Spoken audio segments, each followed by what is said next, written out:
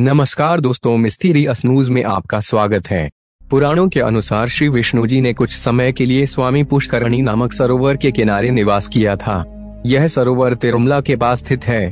तिरुमाला तिरुपति के चारों ओर स्थित पहाड़ियाँ शेषनाग के 7 फनों के आधार पर बनी सप्तगिरी कहलाती हैं।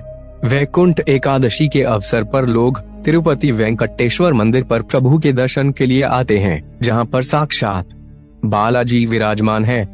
यहाँ आने के पश्चात भक्तों को जन्म मरण के बंधन से मुक्ति मिलती है और उनके सारे पाप धुल जाते हैं। श्री वेंकटेश्वर का प्राचीन मंदिर तिरुपति पहाड़ की 7वीं चोटी वेंकटचला पर स्थित है। यह श्री स्वामी पुष्करणी के दक्षिणी किनारे पर स्थित है। श्री वेंकट पहाड़ी का स्वामी होने के कारण ही इन्हें वेंकटेश्वर कहा जाने लगा। इन्हें 7 पहाड़ों का भगवान भी कहा जाता है। मंदिर के गर्भगृह में भगवान वेंकटेश्वर साक्षात विराजमान है। जिस किसी ने भी भारत के आंध्र प्रदेश में स्थित तिरुपति बालाजी धाम के देवता भगवान श्री बालाजी वेंकटेश्वर स्वामी के बारे में जाना, वह भगवान की लीला के सामने नतमस्तक हो गया, क्योंकि इस तिरुपति मंदिर के देवता भगवान विष्णु की पृथ्वी पर आने की लीला बड़ी अद्भुत है और सभी को आश्चर्यचकित करने वाली है। यह बड़ी कौतूहल भरी कथा है। मन में यह प्रश्न उठता है कि वह कौन से कारण थे जिसकी वजह से भगवान विष्णु को वैकुंठ लोक से पृथ्वी लोक में निवास करने के लिए आना पड़ा।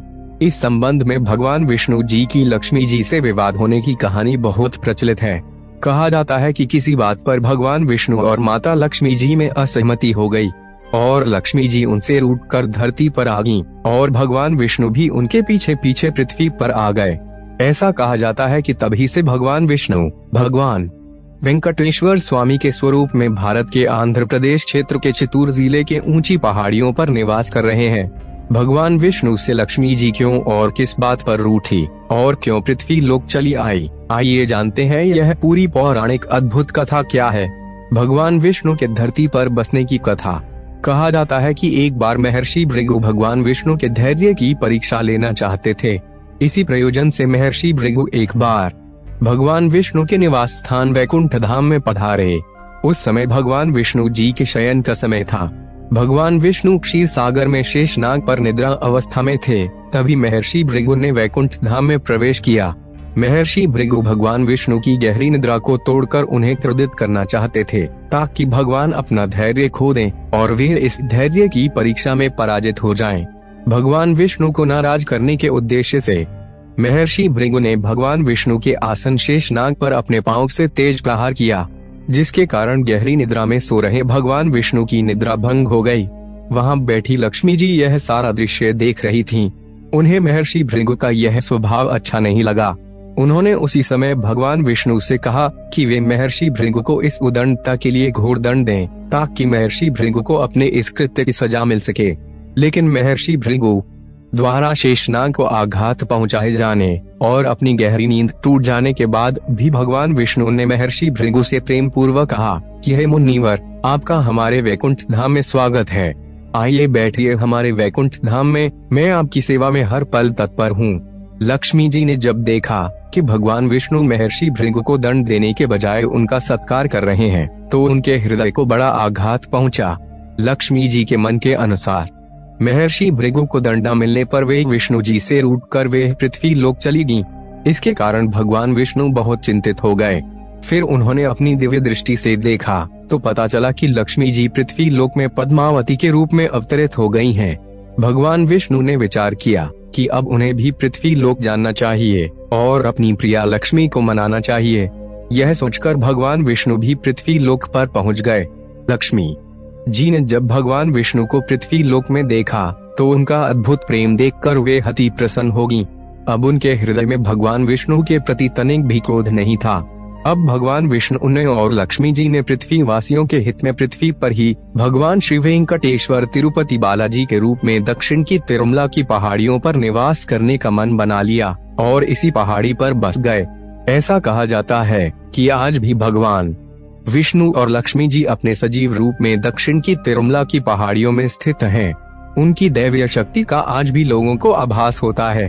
तिरुपति वेंकटेश्वर मंदिर के नाम से प्रसिद्ध यह धाम भारत का एक प्रमुख तीर्थ स्थल है। भगवान विष्णु का यह धाम समुद्र तल से 32,000 फीट ऊंचाई पर स्थित है। पौराणिक ग्रंथों में तिरुपति बालाजी के इस मंदिर का त्रिवेंद्रम नाम से उल्लेख किया गया है। 7 पहाड़ों वाले मंदिर के नाम से प्रसिद्ध तिरुपति बालाजी महाराज का धाम एक ऐसा धाम है जहां भक्तों को नए नए चमत्कारों और रहस्यों की अनुभूति होती है। समय समय पर इस धाम के देवता अपने भक्तों को जीवंतता का आभास कराते रहते हैं। आइए जानते हैं तिरुपति बालाजी महाराज के धाम के वे अनसुलझे रहस्य जो सदियों से रहस्य बने हुए हैं। वेंकटेश्वर बालाजी मंदिर की स्थापना का रहस्य। दक्षिण भारत के इस तिरुपति बालाजी के भव्य मंदिर को कब और किसके द्वारा बनवाया गया, इस बात का कोई निश्चित प्रमाण नहीं मिलता है। कुछ इतिहासकार इस मंदिर की स्थापना 5वीं शताब्दी के आसपास मानते हैं, तो कुछ 6ठी शताब्दी के। इस मंदिर की स्थापना के संबंध में चोल और विजयनगर के नरेशों का नाम लिया जाता है, लेकिन यह सब केवल एक अनुमान है। वास्तव में इस मंदिर का संस्थापक कौन था, इसके बारे में कोई पुख्ता सबूत नहीं मिलते हैं। इतिहास बताता है कि इस स्थान को एक समय में कांचीपुरम के राजाओं ने अपने अधिकार में ले लिया था, जिसके बाद इस धाम को भव्य स्वरूप प्रदान किया गया। तत्पश्चात 15वीं सदी में विजयनगर के सम्राटों ने इस बालाजी मंदिर पर अपना आधिपत्य जमा लिया। कहते हैं कि जब विजयनगर के राजाओं ने इस तिरुपति बालाजी मंदिर को सुंदर बनाने के लिए और साज श्रृंगार के लिए इस मंदिर में धन लगाया, तो उन राजाओं के वैभव में 4 गुना वृद्धि हुई। इसके बाद तो यह बात इतिहास प्रसिद्ध हो गई कि इस धाम के प्रभु धन के देवता हैं। तिरुपति बालाजी वे भगवान हैं जो भक्तों के द्वारा स्वयं भी अत्यंत धनवान रहते हैं, अर्थात यहाँ आने वाले भक्तों की तरफ से प्रचुर मात्रा में धन का चढ़ावा आता है। कहा जाता है कि यह तिरुपति बालाजी मंदिर के द्वार की चौखट वे पारस पत्थर है, जिसको स्पर्श करते ही भक्तों के जीवन में धन संपत्ति की वर्षा होने लगती है। ब्रिटिश शासनकाल के अंग्रेज शासकों में भी यह तिरुपति बालाजी का धाम प्रमुख आकर्षण का केंद्र बना रहा। ब्रिटिश शासन ने तिरुपति बालाजी मंदिर की देखभाल और देखरेख स्थानीय मठ के महंत को सौंप दिया था। वर्ष 1933 में इस भव्य मंदिर के देखभाल का जिम्मा स्वयं मद्रास सरकार ने ले लिया था। उसी समय से राज्य सरकार तिरुपति बालाजी मंदिर की देखरेख कर रही है। तिरुपति वेंकटेश्वर मंदिर की मूर्ति का रहस्य। कहते हैं कि जब इस तिरुपति बालाजी धाम के भगवान की आरती की जाती है तो भगवान की मूर्ति मुस्कुराती हुई सी प्रतीत होती है। इस मंदिर में भगवान विष्णु की जो मूर्ति दिखाई देती है, उस मूर्ति में लक्ष्मी जी की प्रतिमा भी समाहित है। दरअसल सामने से एक दिखने वाली मूर्ति में भगवान विष्णु के हृदय स्थल पर मां लक्ष्मी विराजमान है। इस मंदिर की मूर्ति अपने आप में अनूठी है। यह मूर्ति कब कहां से इस पावन धाम में आई, इसके बारे में कोई निश्चित जानकारी नहीं मिलती है। ऐसा कहा जाता है कि यहाँ दक्षिण क्षेत्र के पर्वत की चोटी पर भगवान वेंकटेश्वर की मूर्ति स्वयं प्रकट हुई है। तिरुपति बालाजी धाम में समुद्री आवाज का रहस्य। तिरुपति वेंकटेश्वर स्वामी मंदिर समुद्र तल से 32,000 फीट की ऊंचाई पर पहाड़ों पर स्थित है, लेकिन फिर भी इस मंदिर के भगवान की मूर्ति से समुद्र की लहरों की अद्भुत आवाज आती है। कुछ लोगों का कहना है कि इस धाम के देवता भगवान वेंकटेश्वर की मूर्ति समुद्र से ही प्राप्त हुई है। ऐसा भी कहा जाता है कि समुद्र की ध्वनि भगवान विष्णु के वैकुंठ धाम के क्षीर सागर का स्वर है, जहां भगवान विष्णु पहले निवास करते थे। उस समुद्र की लहरें अदृश्य रूप में अपने भगवान विष्णु के साथ रह रही हैं। इसलिए भगवान विष्णु की मूर्ति के आसपास से समंदर की लहरों का स्वर सुनाई देता है। इसी कारण इस मंदिर में भगवान विष्णु का सजीव रूप माना जाता है। मंदिर की छड़ी का रहस्य।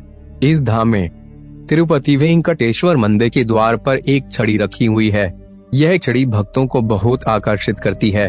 मंदिर की छड़ी के पीछे अनेक पौराणिक कथाएं प्रचलित हैं। कुछ लोगों का कहना है कि भगवान विष्णु जब इस धरती पर लक्ष्मी जी की तलाश करने के लिए आए थे, तब उनके हाथ में यही जादुई छड़ी थी, जो भगवान विष्णु को पृथ्वी पर लक्ष्मी जी का पता बता रही थी। इस धाम में आने पर ऐसा लगता है कि अभी अभी भगवान विष्णु यह जादुई छड़ी द्वार पर रखकर मूर्तिवत हो गए हों। यह छड़ी आज भी इस धाम में भगवान विष्णु के जीवंत होने का प्रमाण दे रहे हैं। इस मंदिर में रखी हुई छड़ी की एक कथा ऐसी भी है कि यह वह छड़ी है जिससे बालाजी को बचपन में चोट लगी थी।